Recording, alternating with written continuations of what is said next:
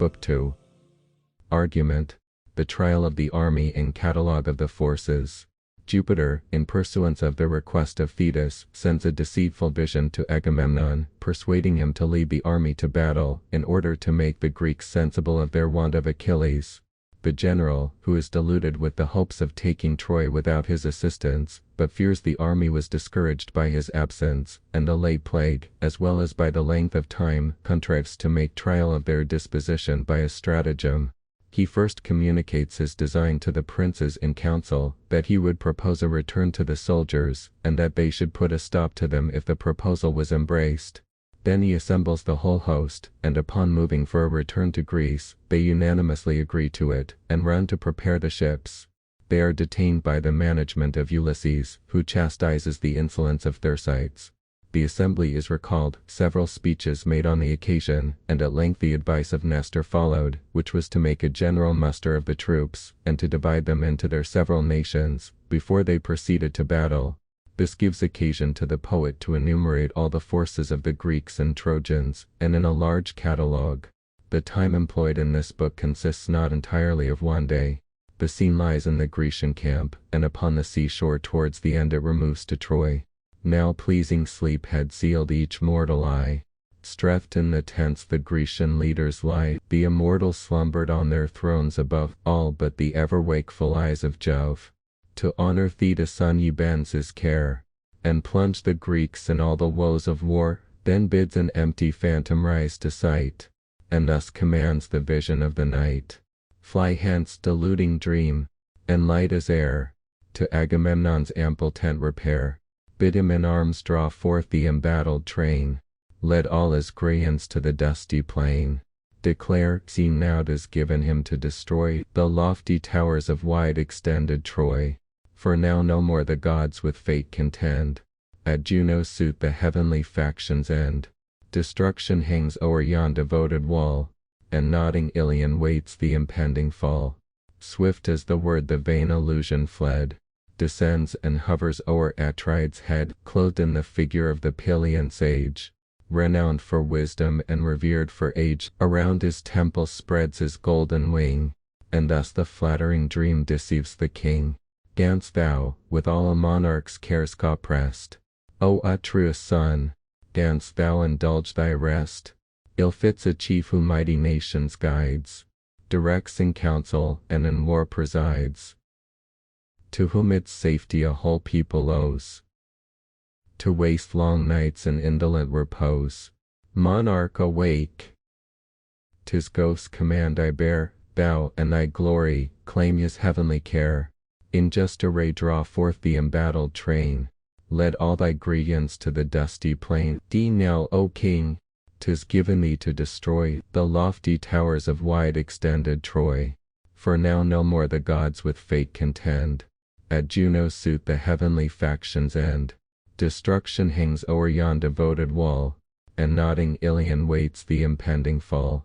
Awake, but waking this advice approve, and trust the vision that descends from Jove.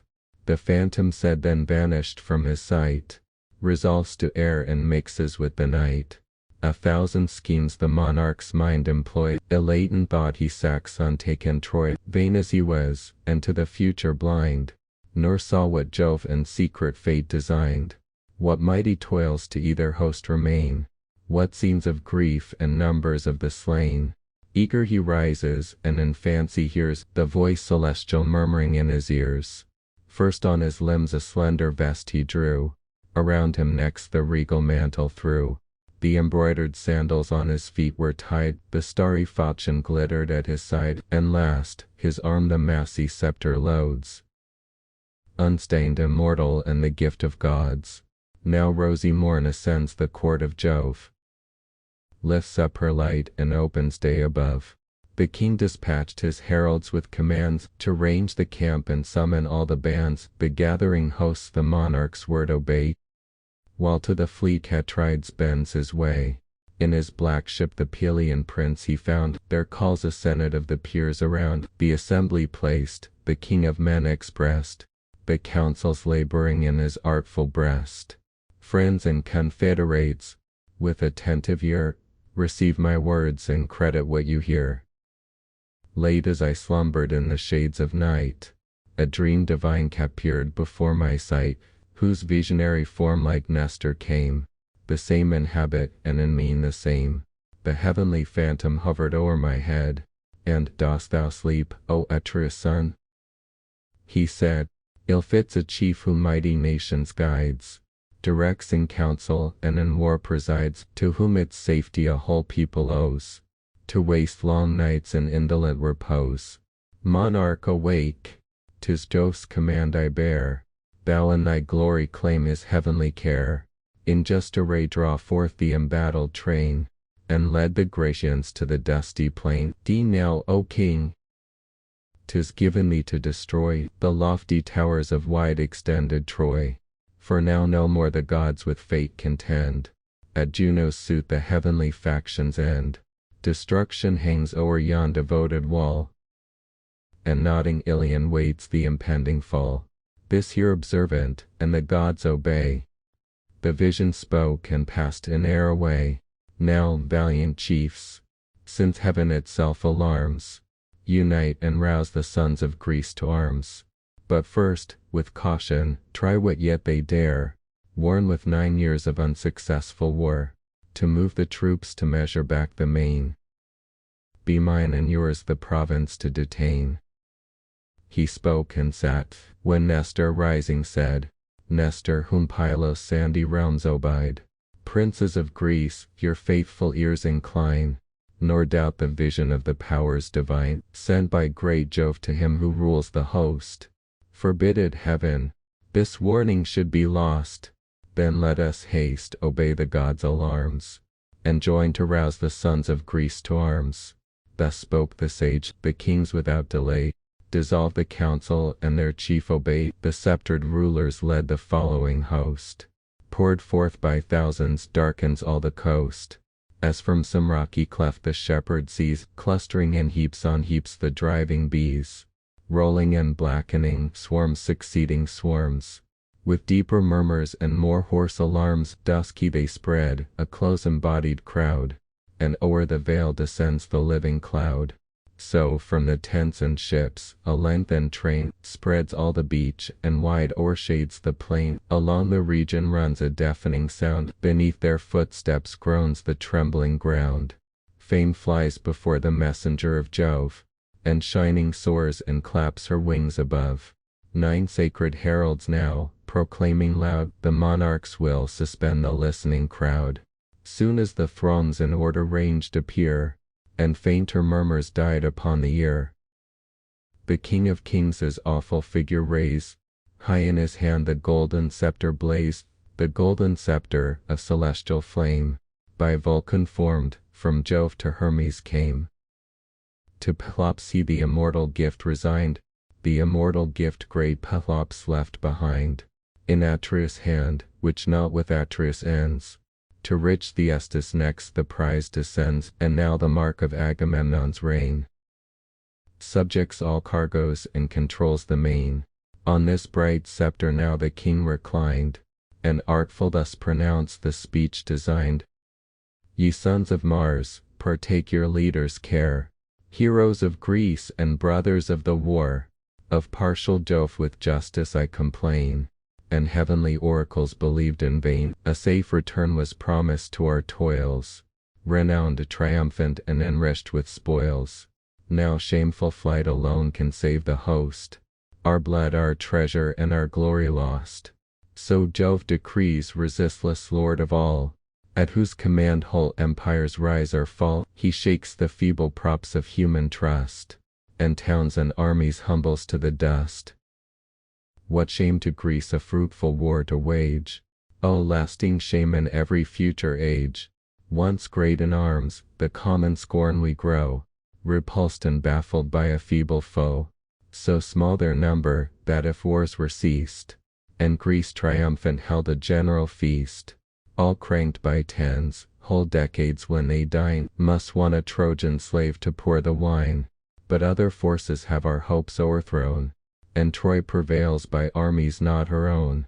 Now 9 long years of mighty Jove o'errun, Since first the labors of this war began, our cordage torn date our vessels lie, and scarce ensure the wretched power to fly. Haste then forever leave the Trojan wall, our weeping wives, our tender children call, love, duty, safety, summon us away, 'tis nature's voice and nature we obey. Our shattered barks may yet transport us o'er, safe and inglorious to our native shore. Fly, Graians, fly, your sails and oars employ, and dream no more of heaven defended Troy. His deep design unknown the hosts approve, Atride's speech, the mighty numbers move, so roll the billows to the Aegean shore. From east and south when winds begin to roar, burst their dark mansions in the clouds, and sweep the whitening surface of the ruffled deep. And as on corn when western vests descend, before the blast the lofty harvest spend, thus o'er the field the moving host appears, with nodding plumes and groves of waving spears. The gathering murmur spreads, their trampling feet beat the loose sands and bake into the fleet. With long resounding cries they urge the train to fit the ships and launch into the main. They toil, they sweat, thick clouds of dust arise, the doubling lammers echo to the skies. E'en then the Greeks had left the hostile plain, and fate decreed the fall of Troy in vain. But Jove's imperial queen their flight surveyed, and sighing thus bespoke the blue-eyed maid, shall then the Graians fly, O dire disgrace, and leave unpunished this perfidious race? Shall Troy, shall Priam, and the adulterous spouse, in peace enjoy the fruits of broken vows? And bravest chiefs, in Helen's quarrel slain, lie unrevenged on yon detested plain? No, let my Greeks, unmoved by vain alarms, once more refulgent shine in brazen arms. Haste, goddess, haste, the flying host detain, nor let one sail be hoisted on the main. Pallas obeys, and from Olympus' height, swift to the ships precipitates her flight. Ulysses, first in public cares, she found, for prudent counsel like the gods renowned. Oppressed with generous grief the hero stood, nor drew his sable vessels to the flood. And is it best, divine Claret's son, best fly the Greeks the martial maid began, best to their country bear their own disgrace, and fame eternal leave to Priam's race? Shall beauteous Helen still remain unfreed, still unrevenged, 1,000 heroes bleed? Haste, generous Ethos, prevent the shame, recall your armies and your chiefs reclaim, your own resistless eloquence employ, and to the immortals trust the fall of Troy. The voice divine confessed the warlike maid, Ulysses heard, nor uninspired obeyed. Then meeting first Atrides, from his hand received the imperial scepter of command. Best graced, attention and respect to gain, he runs, he flies through all the Grecian train. Each prince of name or chief in arms approved, he fired with praise or with persuasion moved. Warriors like you, with strength and wisdom blessed, by brave example should confirm the rest. The monarch's will not yet revealed appears, he tries our courage, but resents our fears. The unwary Greeks his fury may provoke, not thus the king in secret council spoke. Jove loves our chief, from Jove his honor springs. Beware, for dreadful is the wrath of kings. But if a clamorous vile plebeian rose, him with reproof he checked or tamed with blows. Be still, thou slave, and to thy betters yield, unknown alike in council and in field. Ye gods, what dastards would our hosts command, swept to the war the lumber of a land? Be silent, wretch, and think not here hallowed, that worst of tyrants and usurping crowd. To one sole monarch Jove commits the sway, his are the laws and him let all obey. With words like these the troops Ulysses ruled, the loudest silenced and the fiercest cooled. Back to the assembly roll the thronging train. Desert the ships and pour upon the plain, murmuring they move, as when old ocean roars, and heaves huge surges to the trembling shores. The groaning banks are burst with bellowing sound, the rocks remurmur and the deeps rebound. At length the tumult sinks, the noises cease, and a still silence lulls the camp to peace. Their sights only glamoured in the throng, loquacious, loud, and turbulent of tongue, awed by no shame, by no respect controlled. In scandal busy, in reproaches bold, with witty malice studious to defame. Scorn all his joy, and laughter all his aim. But chief he gloried with licentious style, to lash the great, and monarchs to revile. His figure such as might his soul proclaim, one eye was blinking and one leg was lame, his mountain shoulders half his breast o'erspread, thin hairs bestrewed his long misshapen head. Spleen to mankind his envious heart possessed, and much he hated all but most the best. Ulysses or Achilles still his theme, but royal scandal his delight supreme. Long had he lived the scorn of every Greek, vexed when he spoke, yet still they heard him speak. Sharp was his voice, which in the shrillest tone, thus with injurious taunts attacked the throne. Amidst the glories of so bright a reign, what moves the great Atrides to complain? 'Tis thine water the warrior's breast inflames, the golden spoil, and thine the lovely dames. With all the wealth our wars and blood bestow, thy tents are crowded and thy chests o'erflow. Thus at full ease in heaps of riches rolled, what grieves the monarch? Is it thirst of gold? Say, shall we march with our unhonored powers, the Greeks and Idacilians' hostile towers, and bring the race of royal bastards here, for Troy to ransom at a price too dear? But say, for plunder thy own host supplies. Say, wouldst thou see some valiant leader's prize? Or if thy heart to generous love be led, some captive fair to bless thy kingly bed? Whate'er our master craves submit we must, plagued with his pride or punished for his lust. O women of Achaia, no more, hence let us fly, and let him waste his store in loves and pleasures on the Phrygian shore. We may be wanted on some busy day, when Hector comes, so great Achilles may, from him he force the prize we jointly gave. From him, the fierce, the fearless, and the brave, and durst he, as he ought, resent that wrong? This mighty tyrant were no tyrant long. Fierce from his seat at this Ulysses springs, in generous vengeance of the King of Kings. With indignation sparkling in his eyes, he views the wretch and sternly thus replies, Peace, facious monster, born to vex the state.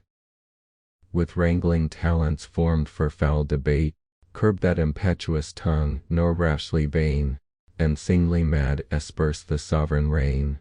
Have we not known thee, slave, of all our host, the man who acts the least, upbraids the most? Think not the Greeks to shameful flight to bring, nor let those lips profane the name of king. For our return we trust the heavenly powers, be that their care to fight like men be ours. But grant the host with wealth the general load, accept to Trajan what hast thou bestowed. Suppose some hero should his spoils resign, art thou that hero, could those spoils be thine?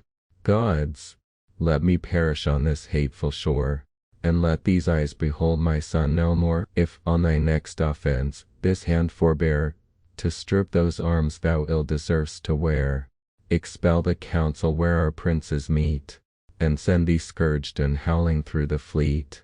He said, and cowering as the dastard bends, the weighty scepter on his back descends. On the round bunch the bloody tumors rise, the tears spring starting from his haggard eyes. Trembling he sat, and shrunk in abject fears. From his vile visage wiped the scalding tears, while to his neighbor each expressed his thought. Ye gods, what wonders has Ulysses wrought? What fruits his conduct and his courage yield? Great in the council, glorious in the field, generous he rises in the crown's defense, to curb the factious tongue of insolence. Such just examples on offenders shown, sedition silence and assert the throne. 'Twas thus the general voice the hero praised, who rising high the imperial scepter raised. The blue-eyed Pallas, his celestial friend, in form a herald bade the crowds attend. The expecting crowds in still attention hung, to hear the wisdom of his heavenly tongue. Then deeply thoughtful, pausing ere he spoke, his silence thus the prudent hero broke. Unhappy monarch, whom the Grecian race, with shame deserting, heap with vile disgrace. Not such at cargoes was their generous bow, once all their voice, but forgotten now, ne'er to return, was then the common cry, till Troy's proud structures should in ashes lie. Behold them weeping for their native shore, what could their wives or helpless children more? What heart but melts to leave the tender train, and 1 short month endure the wintry main? Few leagues removed, we wish our peaceful seat, when the ship tosses, and the tempests beat, then well may this long stay provoke their tears, the tedious length of 9 revolving years.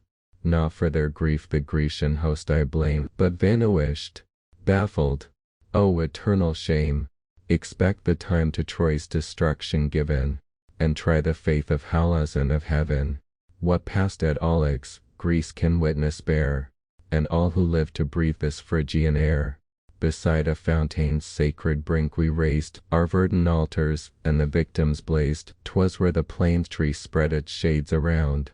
The altars heaved in from the crumbling ground, a mighty dragon shot of dire portent, from Jove himself the dreadful sign was sent. Straight to the tree his sanguine spires he rolled, and curled around in many a winding fold. The topmost branch a mother bird possessed, 8 callow infants filled the mossy nest. Herself the 9th the serpent, as he hung, stretched his black jaws and rushed the crying young, while hovering near, with miserable moan, the drooping mother wailed her children gone. The mother last, as round the nest she flew, seized by the beating wing the monster slew, nor long survived, to marble turned he stands, a lasting prodigy on Aulis sands. Such was the will of Jove, and hence we dare trust in his omen and support the war. For while around we gazed with wondering eyes, and trembling sought the powers with sacrifice, full of his god, the reverend Hellas cried, "Ye Grecian warriors, lay your fears aside. This wondrous signal Jove himself displays, of long labors but eternal praise. As many birds as by the snake were slain, so many years the toils of Greece remain. But wait the 10th, for Ilion's fall decreed. Thus spoke the prophet, thus the fates succeed. Obey ye Graians, with submission wait, nor let your flight avert the Trojan fate." He said, the shores with loud caplauses sound, the hollow ships each deafening shout rebound. Then Nestor thus, these vain debates forbear. Ye talk like children, not like heroes dare. Where now are all your high resolves at last? Your leagues concluded, your engagements past, vowed with libations and with victims then, now vanished like their smoke, the faith of men, while useless words consume the unitive hours. No wonder Troy so long resists our powers. Rise, great Catrides, and with courage sway. We march to war if thou direct the way, but leave the few that dare resist thy laws, the mean deserters of the Grecian cause. To grudge the conquests mighty Jove prepares, and view with envy our successful wars. On that great day, when first the martial train, big with the fate of Ilion, plowed the main, Jove, on the right, a prosperous signal sent, and thunder rolling shook the firmament. Encouraged hands maintain the glorious strife, till every soldier grasp a Phrygian wife, till Helen's woes at full revenged appear, and Troy's proud matrons render tear for tear. Before that day, if any Greek invite his country's troops to base inglorious flight, stand forth that Greek, and hoist his sail to fly, and die the dastard first, who dreads to die. But now, O monarch, all thy chiefs advise, nor what they offer thou thyself despise. Among those counsels, let not mine be vain. In tribes and nations to divide thy train, his separate troops let every leader call, each strengthen each, and all encourage all. What chief, or soldier, of the numerous band, or bravely fights, or ill obeys command, when thus distinct they war shall soon be known, and what the cause of Ilion not o'erthrown, if fate resists, or if our arms are slow, if gods above prevent, or men below. To him the king, how much thy years excel, in arts of counsel and in speaking well, Oh, would the gods in love to Greece decree but 10 such sages as they grant in thee, such wisdom soon should Priam's force destroy, and soon should fall the haughty towers of Troy. But Jove forbids, who plunges those he hates in fierce contention and in vain debates. Now great Achilles from our aid withdraws, by me provoked a captive made the cause. If e'er as friends we join, the Trojan wall must shake and heavy will the vengeance fall. But now, ye warriors, take a short repast, and well refreshed, to bloody conflict haste. His sharpened spear let every Grecian wield, and every Grecian fix his brazen shield. Let all excite the fiery steeds of war, and all for combat fit the rattling car. This day, this dreadful day, let each contend, no rest, no respite, till the shades descend, till darkness, or till death shall cover all. Let the war bleed and let the mighty fall, till bathed in sweat be every manly breast. With the huge shield each brawny arm depressed, each aching nerve refuse the lance to throw, and each spent courser at the chariot blow. Who dares, inglorious, in his ships to stay? Who dares to tremble on this signal day? That wretch, too mean to fall by martial power, the birds shall mangle, and the dogs devour. The monarch spoke and straight a murmur rose, loud as the surges when the tempest blows, that dashed on broken rocks tumultuous roar, and foam and thunder on the stony shore. Straight to the tents the troops dispersing bend. The fires are kindled, and the smokes ascend. With hasty feasts they sacrifice, and pray, to avert the dangers of the doubtful day. A steer of 5 years' age, large glimbed, and fed, to Jove's high altars Agamemnon lead. There bade the noblest of the Grecian peers, and Nestor first as most advanced in years. Next came Idomeneus, and Tydeus' son, Ajax the less, and Ajax Telamon. Then wise Ulysses in his rank was placed, and Menelaus came unbid the last. The chiefs surround the destined beast, and take the sacred offering of the salted cake. When thus the king prefers his solemn prayer, O thou, whose thunder rends the clouded air, who in the heaven of heavens hast fixed thy throne, supreme of gods, unbounded and alone, hear! And before the burning sun descends, before the night her gloomy veil extends, low in the dust be laid yon hostile spires, be Priam's palace sunk in Grecian fires. In Hector's breast be plunged the shining sword, and slaughtered heroes groan around their lord. Thus prayed the chief, his unavailing prayer. Great Jove refused, and tossed in empty air. The god averse, while yet the fumes arose, prepared new toils and doubled woes on woes. Their prayers performed, the chiefs the rite pursue, the barley sprinkled, and the victim slew. The limbs they sever from the enclosing hide, the thighs selected to the gods divide. On these, in double alls involved with art, the choicest morsels lie from every part. From the cleft wood the crackling flames aspire, while the fat victims feed the sacred fire. The thighs thus sacrificed, and entrails dressed, the assistants part, transfix, and roast the rest. Then spread the tables, the repast prepare. Each takes his seat, and each receives his share. Soon as the rage of hunger was suppressed, the generous Nestor thus the prince addressed. Now bid thy heralds sound the loud alarms, and call the squadrons sheathed in brazen arms. Now seize the occasion, now the troops survey, and lead to war when heaven directs the way. He said, the monarch issued his commands. Straight the loud heralds call the gathering bands. The chiefs enclose their king, the hosts divide, in tribes and nations cranked on either side. High in the mist the blue-eyed virgin flies, from rank to rank she darts her ardent eyes. The dreadful aegis, Jove's immortal shield, blazed on her arm, and lightened all the field. Round the vast orb 100 serpents rolled, formed the bright fringe, and seemed to burn in gold. With this each Graian's manly breast she warms, swells their bold hearts, and strings their nervous arms. No more they sigh, inglorious, to return, but breathe revenge, and for the combat burn. As on some mountain, through the lofty grove, The crackling flames ascend and blaze above, the fires expanding as the winds arise. Shoot their long beams and kindle half the skies, so from the polished arms and brazen shields, a gleamy splendor flashed along the fields, not less their number than the embodied cranes.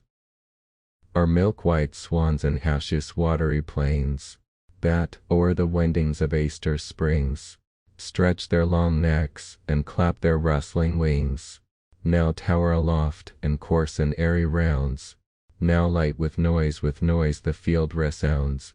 Thus numerous and confused, extending wide, the legions crowd Samander's flowery side. With rushing troops the plains are overed o'er, and thundering footsteps shake the sounding shore. Along the river's level meads they stand, thick as in spring the flowers adorn the land, or leaves the trees are thick as insects play. The wandering nation of a summer's day, that, drawn by milky steams, at evening hours, in gathered swarms surround the rural bowers. From pale to pale with busy murmur run the gilded legions glittering in the sun. So thronged, so close, the Grecian squadron stood in radiant arms and thirst for Trojan blood. Each leader now his sattered force conjoins in close array and forms the deepening lines. Not with more ease the skillful shepherd swain collects his flocks from thousands on the plain. The King of Kings, majestically tall, towers o'er his armies and outshines them all. Like some proud bull that round the pastures leads his subject herds, the monarch of the meads. Great as the gods, the exalted chief was seen, his strength like Neptune and like Mars his mien. Jove o'er his eyes celestial glory spread, and dawning conquest played around his head. Say, virgins, seated round the throne divine, all-knowing goddesses, immortal nine, since earth's wide regions, heaven's unmeasured height, and hell's abyss, hide nothing from your sight. We wretched mortals, lost in doubts below, but guess by rumor and but boast we know. Oh, say what heroes, fired by thirst of fame, or urged by wrongs to Troy's destruction came. To count them all, demands 1,000 tongues, a throat of brass and adamantine lungs. Daughters of Jove's assist. Inspired by you, the mighty labor dauntless I pursue. What crowded armies, from what climes they bring, their names, their numbers, and their chiefs I sing. The catalogue of the ships, the hardy warriors whom Boeotia bred. Peneleus, Leitus, Prothonor led. With these Chrysilas and Launius stand, equal in arms and equal in command. These head the troops that rocky Aulis yields, and Aeaeon's hills, and Herè's watery fields, and Shonos, Shalos, Graea near the main, and Myalessia's ample piny plain. Those who in Petion or Elation dwell, are Harma where Apollo's prophet fell, Halion and Hyle, which the springs o'erflow, and Median lofty and Colia low, or in the meads of Chaliartus stray. Arthispia sacred to the god of day, Conchestus, Neptune's celebrated groves, Copais and Thisbe, famed for silver doves, for flocks Erythrace, Glyssa for the vine, plaited green and Nysa the divine, and they whom Thebes well-built walls enclose, where Maia Utrisis, Coron rose, and Arne rich with purple harvests crowned, and Anthedon Boeotia's utmost bound. Full 50 ships they send, and each conveys twice 60 warriors through the foaming seas.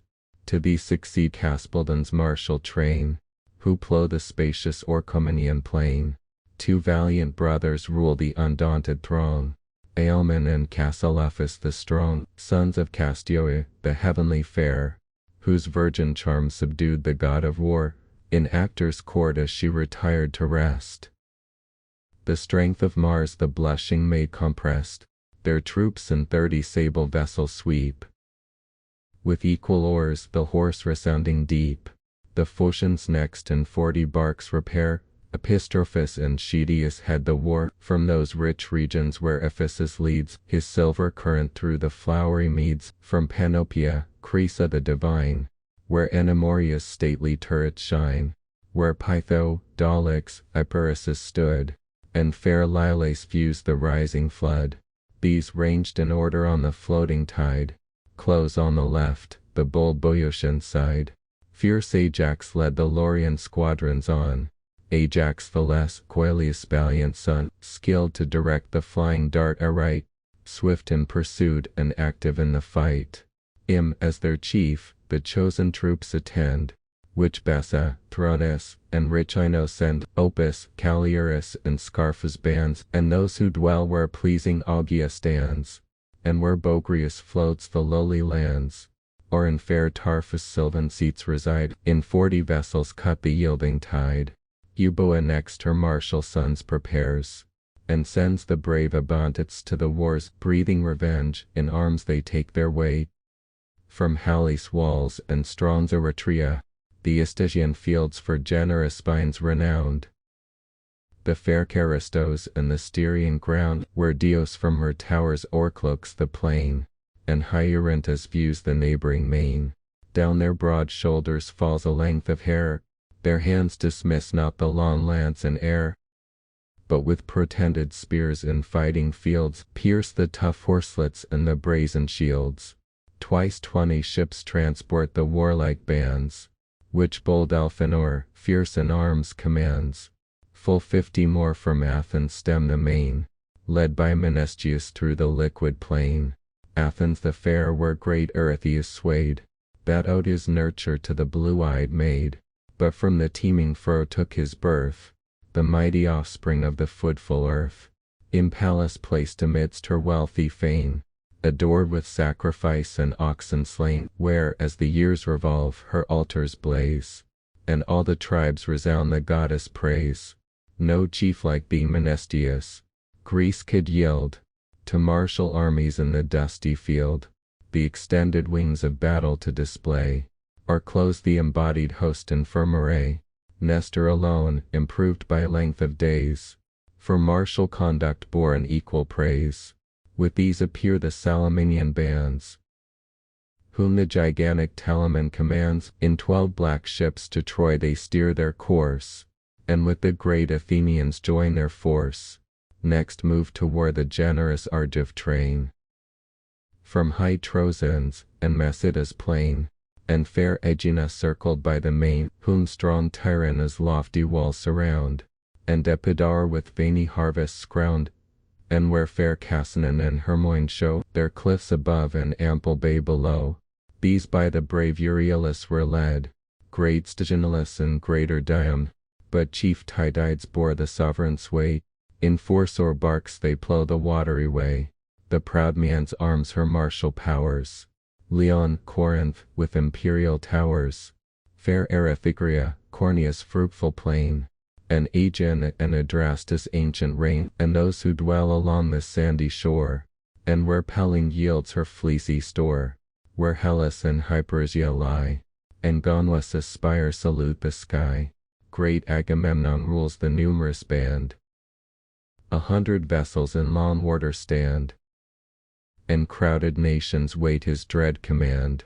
High on the deck the king of men appears, and his refulgent arms in triumph wears. Proud of his host, unrivalled in his reign, in silent pomp he moves along the main. His brother follows, and to vengeance warms. The hardy Spartans, exercised in arms, fares in Brasia's valiant troops, and those whom Lacedaemon's lofty hills enclose, are Messa's towers for silver doves renowned. Emily, Laws, Augia's happy ground, and those whom Oetclo's low walls contain, and Helos on the margin of the main. These o'er the bending ocean, Helen's cause, in 60 ships with Menelaus draws. Eager and loud from man to man he flies, revenge and fury flaming in his eyes, while vainly fond in fancy oft he hears the fair one's grief and sees her falling tears. In 90 sail, from Pylos' sandy coast, Nestor the sage conducts his chosen host, from Amphigenia's ever fruitful land, where Epihai and little Pteleon stand, where beauteous Cairns her structure shows, and Thraon's walls Alpheus streams enclose, and Dorion, famed for Thamyris' disgrace, superior once of all the tuneful race, till vain of mortals' empty praise, he strove to match the seed of cloud-compelling Jove. Too daring bard, whose unsuccessful pride the immortal muses in their art defied. The avenging muses of the light of day deprived his eyes and snatched his voice away. No more his heavenly voice was heard to sing. His hand no more awakened the silver string, whereunder high Selene, crowned with wood, the shaded tomb of old Capita stood. From ripe Strati, Tage's bordering towns, the fending fields, and Orchomenian downs, where the fat herds in plenteous pasture rove, and steam fill us with her surrounding grove. Paracasia on her snowy cliffs reclined, and Hyannis shook by a wintry wind, and fair Mantinea's ever-pleasing sight.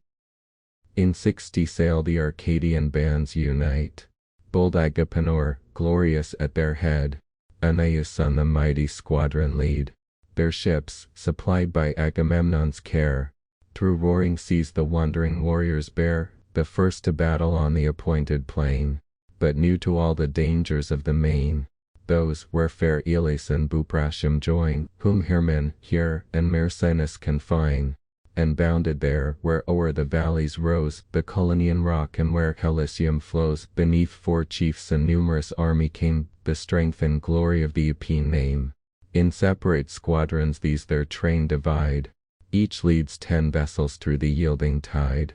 One was Camphimachus, and Thaupius one, Curitus this, and that Titus son, Diores sprung from Camarinius line, and great Polyxenus of force divine. But those who view fair Elis o'er the seas, from the blessed islands of the Ichoniades, in 40 vessels under mages move, begot by Phyleus, the beloved of Jove. To strong Dulichium from his sire he fled, and thence to Troy his hardy warriors lead.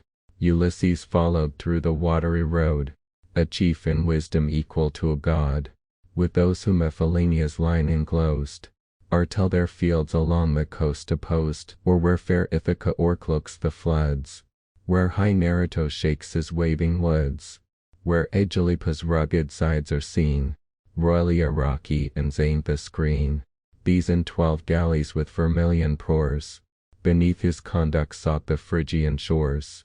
Those came next, Candramon's valiant son, from Pleuron's walls, and Halcyalidon, and rough Pylene, and the Collinian steep, and Halys beaten by the rolling deep. He led the warriors from the Aetolian shore, for now the sons of Oeneus were no more. The glories of the mighty race were fled, Oeneus himself and Meleager dead. To Tho's care now trust the martial train, his 40 vessels follow through the main.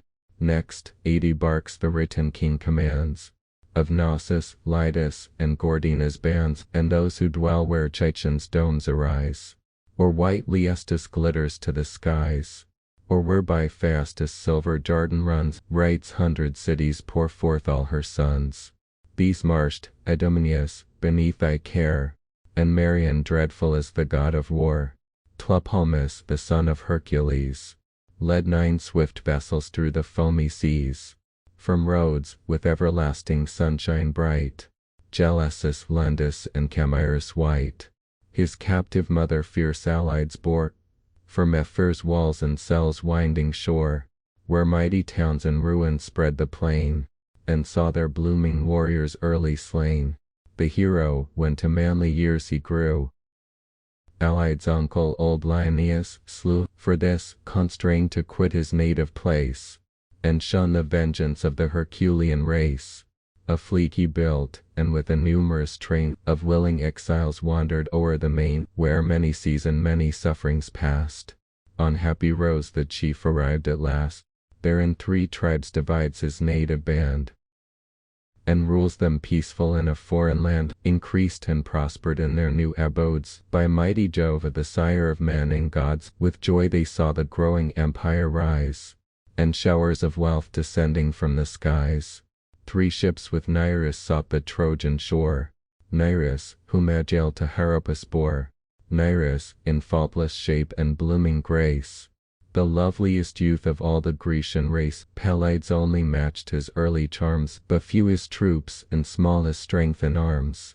Next 30 galleys cleave the liquid plain, of those Calydnus' sea-girt isles contain. With them the youth of Nisyrus repair, as is the strong and rapacious the fair, cos, where Icarabilus possessed the sway, till great Calides made the realms obey. These Cantiphus and bold Phidippus bring, sprung from the god by Thessalus the king. Now, Muse, recount Pelasti Cargo's powers, from Alos, Alopa and Trechen's towers, from Thea's spacious bales and Hella, blessed with female beauty far beyond the rest. Full 50 ships beneath Achilles' care, the Achaeans, Myrmidons, Hellenians bear, Thessalians all though various in their name, the same their nation, and their chief the same. But now inglorious, stretched along the shore, they hear the brazen voice of war no more the foe they face in dire array. Close in his fleet the angry leader lay, since fair Briseis from his arms was torn, the noblest spoil from sacked Lernus is borne. Then, when a chief the Theban walls o'erthrew, and the bold sons of great Evenus slew, there mourned Achilles, plunged in depth of care, but soon to rise in slaughter, blood, and war. To these the youth of Phiclae succeed, Aetona, famous for her fleecy breed, and grassy Ptilion decked with cheerful greens, the bowers of Ceres and the sylvan scenes, sweet Pyrrhasus, with blooming flowerets crowned, and Antron's watery dens and Everned ground. These owned, as chief, Procillus the brave, who now lay silent in the gloomy grave, the first who boldly touched the Trojan shore, and dyed a Phrygian lance with Grecian gore. There lies, far distant from his native plain, unfinished his proud palaces remain, and his sad consort beats her breast in vain. His troops in 40 ships Podares laid, Iphilus son and brother to the dead, nor he unworthy to command the host, yet still they mourn their ancient leader lost. The men who Glaphyra's fair soil partake, where hills earl Boeotia's lowly lake, where Phaser hears the neighboring waters fall, or proud Iolus lifts her airy wall. In 10 black ships embarked for Ilion shore, with bold Eumelus, whom the lust bore, all Pelia's race Gelest far couchant, the grace and glory of the beauteous kind. The troops Methone or Thalmia yields, Galazon's rocks, or Maliboea's fields, with Philoctetes sailed whose mathless art from the tough bow directs the feathered dart. 7 were his ships, each vessel 50 row, skilled in his science of the dart and bow, but he lay raging on the Lemnian ground. A poisonous hydra gave the burning wand, there groaned the chief in agonizing pain, whom Greece at length shall wish, nor wish in vain. His forces meet and led from Lemnos shore, Coelius' son, whom beauteous Regina bore.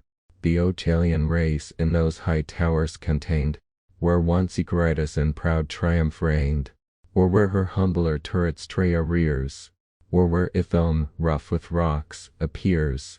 In 30 sail the sparkling waves divide, which Podalirius and Mahon guide.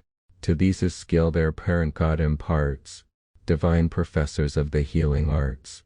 The bold Ormenian and Astyrtian bands in 40 barks Icarabilus commands, where Titan hides his hoary head in snow, and where Hyperia's silver fountains flow.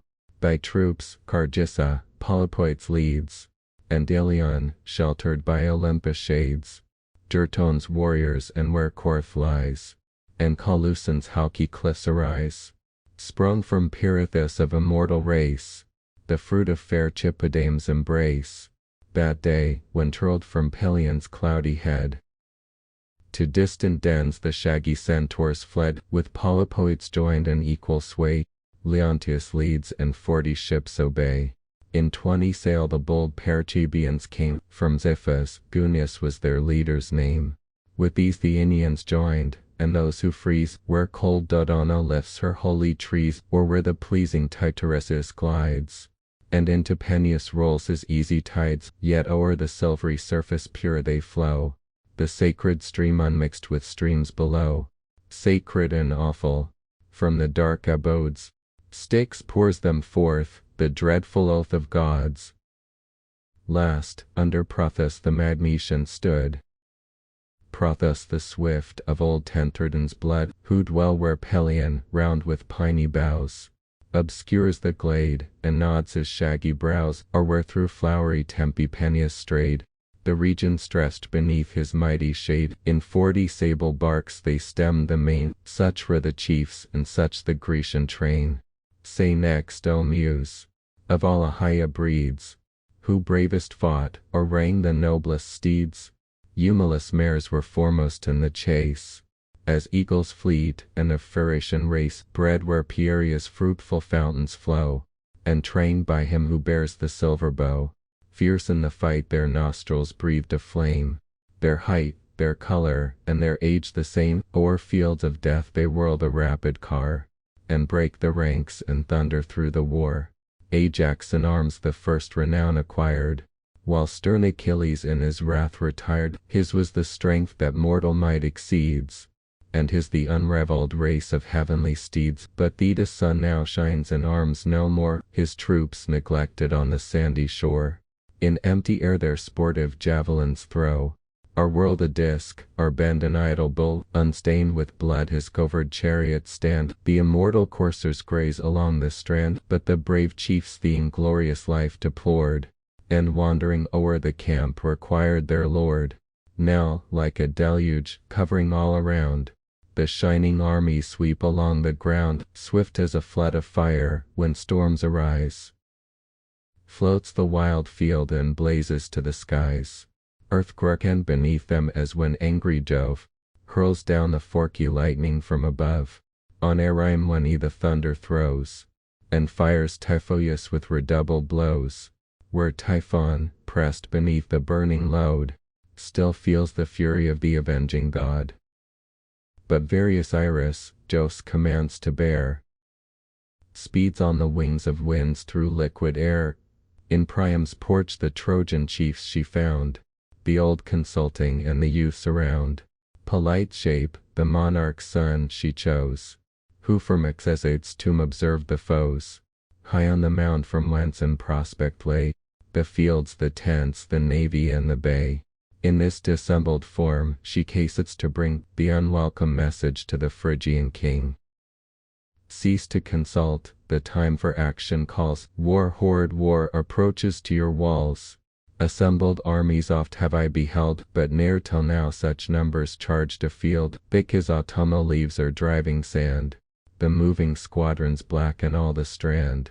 Thou godlike Hector, all thy force employ, assemble all the united bands of Troy. In just array let every leader call the foreign troops, this day demands them all. The voice divine the mighty chief alarms, the council breaks, the warriors rush to arms. The gates unfolding pour forth all their train, nations on nations fill the dusky plain. Men, steeds, and chariots shake the trembling ground, the tumult thickens and the skies resound.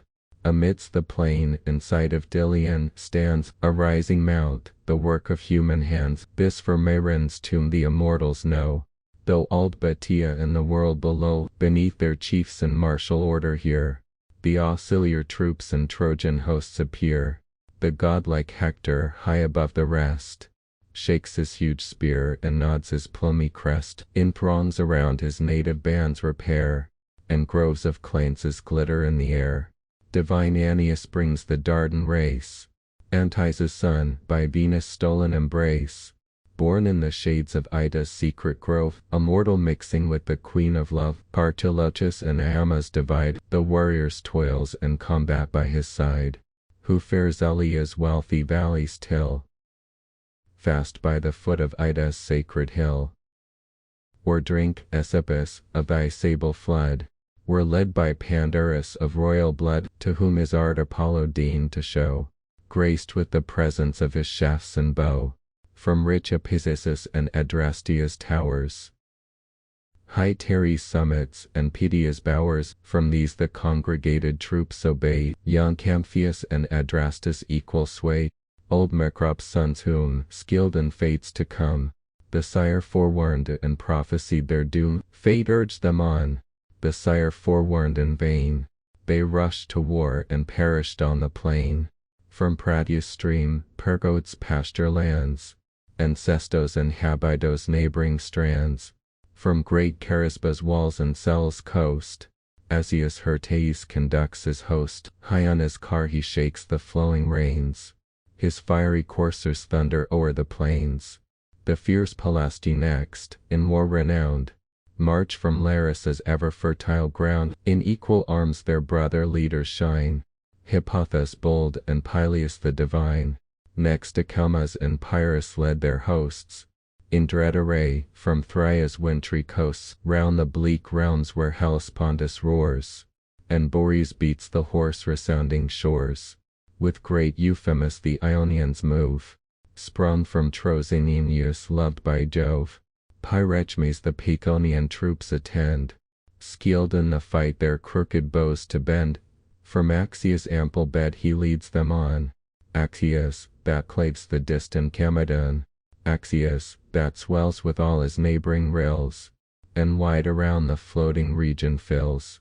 The Paphlagonians Pylaemenes rules, where rich Tanagia breeds her savage mules, where Erythanus' rising cliffs are seen, by groves of box Cytorus, ever green, and where Aegialus and Grana lie, and lofty Sesamus invades the sky, and where Parthenius, rolled through banks of flowers, reflects her bordering palaces and bowers.